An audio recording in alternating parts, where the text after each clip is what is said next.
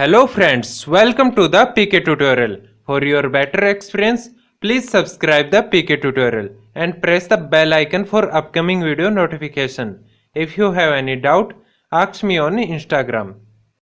Hi friend, in this video my question is this, that how can we get sum of salary according to city wise, median of salary according to city wise and mean of salary according to city wise. Suppose that this is our example of sum of salary according to city wise.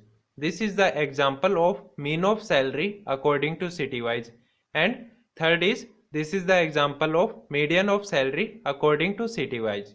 So I want these three data frame from this row data. Here is 7 column and 15 rows. So I hope you understand it, that what is my question. If you will get this, then share your result data frame with your code on Instagram. Links are in description.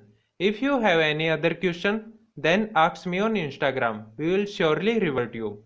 And I request to all, please subscribe the PK tutorial for latest video update. Thank you very much. If you want to learn analytics, then contact me on Instagram. I will help you on this. Thank you very much.